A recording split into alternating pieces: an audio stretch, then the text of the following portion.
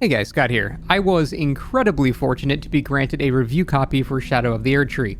Now, I told my viewers I would stream my first playthrough, so I redeemed the review code, downloaded it, and then I just turned my PS5 off.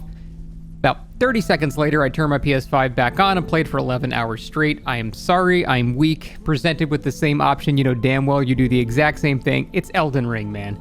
That being said, this is a spoiler-free review. The B-roll in the background features the location seen about 5 seconds into the DLC, so I'm not going to talk specifically about any new weapons, spells, lore, or anything other than the backdrop of the starting area. I'll also speak as vaguely as possible when discussing the main points of the review. All that being said, here is my full review of Shadow of the Erdtree. I don't really do game reviews on this channel, so I don't have one of those cool transitions where it ramps up the music and shows like a montage or something, so I'm just going to awkwardly cut to the next part. First up is the amount of content. Shadow of the Erdtree is just not a DLC. It's not even an expansion. Without exaggeration, this is Elden Ring 1.5. While my first playthrough took me around 20 hours, I didn't even come close to seeing everything that the DLC had to offer. To be fair, I did that a bit on purpose, as I still want something to be left for a blind playthrough on my stream, but there are entire sections of the map I haven't even uncovered yet. There are an enormous amount of new weapons, sorceries, incantations, physick tiers, talismans, everything. I can't imagine a single playthrough will satisfy anyone to think that they've beaten the DLC. There's just so much to do and see. Now, Miyazaki said that the total land size is about equal to Limgrave, and that is 100% horseshit. It is closer to Limgrave, Weeping Peninsula, and Liurnia combined. You can actually put it directly over the map scaled properly, and it's bigger than Liurnia, but it's so much more densely packed. There are so many things to do every 10 feet. There's multiple levels of verticality between like cliffs and mountains and then basins. Like, it's just so dense with content that frankly you're probably going to get lost and not even know how to get to some places, because a lot of, in standard FromSoft fashion, entire regions are locked behind hidden things, behind secret bosses, behind hidden invisible walls. It's just classic FromSoft at their absolute best. Seriously, it's an insane amount of content. This basically just feels like another game. Now, in terms of the new tools that you get to use, they range from simple reskins from already existing Elden Ring weapons, like I found a fancy curved greatsword with the standard moveset that comes with that, nothing really special. It had spinning slash, that's pretty default. Entirely new classes of weapons that have seemingly an infinite amount of attacks. One weapon class, the light greatsword, features an unique weapon that has more actual attacks than any weapon I've ever seen in Elden Ring, or honestly any Souls game. I would say the vast majority of weapons I found were unique in some way, or featured a brand new moveset that separates them from similar weapons in their class.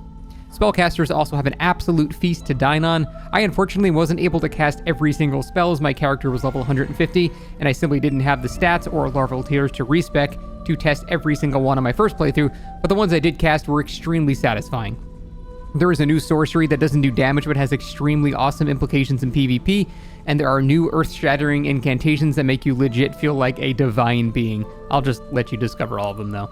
There's also a whole bunch of new talismans to equip, and a lot of them are kind of bizarre and incredibly niche, but then there are also ones that are just objectively useful, like one that simply gives you more two-handed weapon damage. There's also another talisman that will make any Dark Souls 2 fan happy, and that it seemingly gives invincibility frames to backsteps, a feature only seen in that game.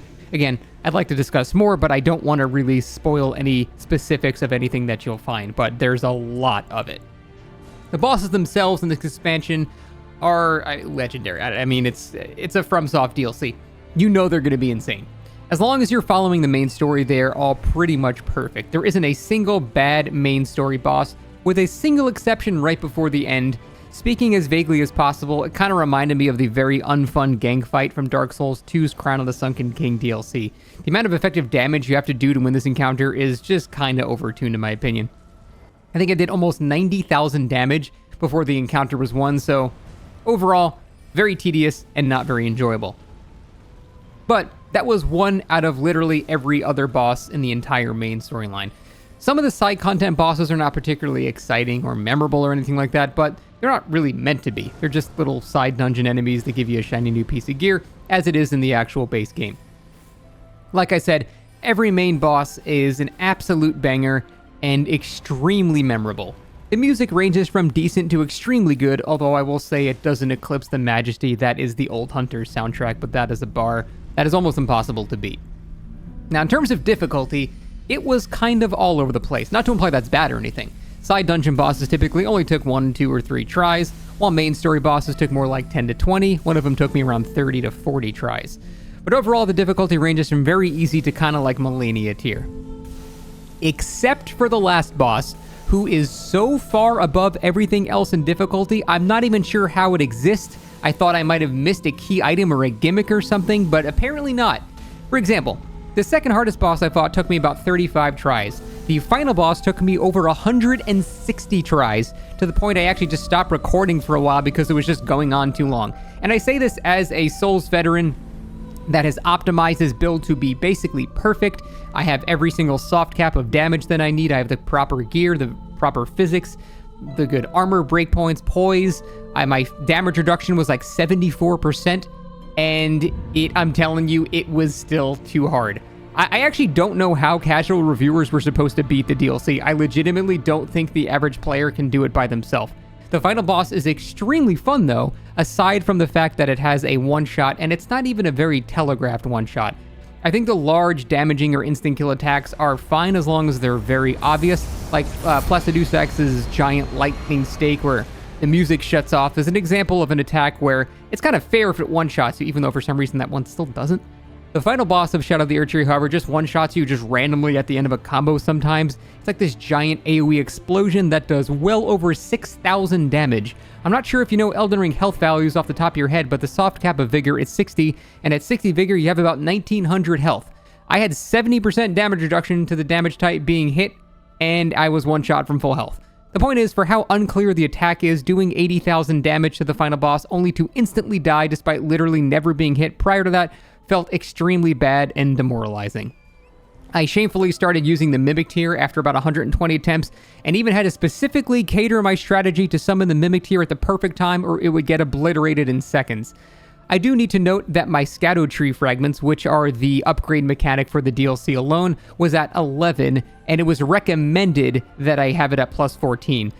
For reference, that's about a 7% damage increase and about a 5% increased damage taken difference. So really not that much, but maybe it was enough to not die to that one-shot attack. It's possible. All that being said, the adrenaline rush from killing the final boss was one not found, honestly, even with Millennia. Still, the final boss is absolutely going to get nerfed like Radon did, so wear the badge of honor quickly if you manage to kill it before that happens.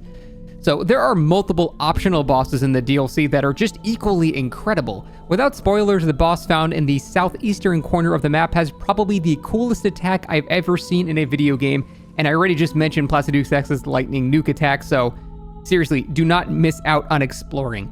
You have to admire the balls FromSoft has to hide such insane boss fights behind multiple hidden areas, but they're all absolutely worth witnessing. I found a particularly terrifying section of the map hidden as well as the consecrated snowfields, and I chose to just not play it as I still want some blind experience for my stream viewers. Suffice to say, the atmosphere there was straight out of a horror game, and I cannot wait to see what the hell awaits me there. As is typical with FromSoft polish, I encountered no bugs throughout my playthrough. The frame rate on the PS5 was pretty steady at 60, although it dropped around 40 in a few chaotic spots. The visuals of the DLC are utterly breathtaking, with several vistas easily eclipsing the wow moment you get when you first step into Liurnia after defeating Godric. Now, the story implications of the expansion are very interesting as well for those interested in lore. I think I've pieced together what's going on, but I'm definitely looking forward to the lore channels to confirm what I'm thinking and to go into more detail. Suffice to say, the intrigue in the Realm of Shadow is very abundant. Overall, this is just Elden Ring 1.5. That's legitimately what it is. This is not a DLC or even an expansion. This is better than most games themselves. Without a doubt, this is my favorite content FromSoft has ever created, and although it has a few more flaws than the previous masterpiece, The Old Hunters, it has far more jaw-dropping moments that eclipse anything you've seen before. If Miyazaki really does want to call this an expansion, it is without a doubt the greatest expansion in video game history. Thanks for watching.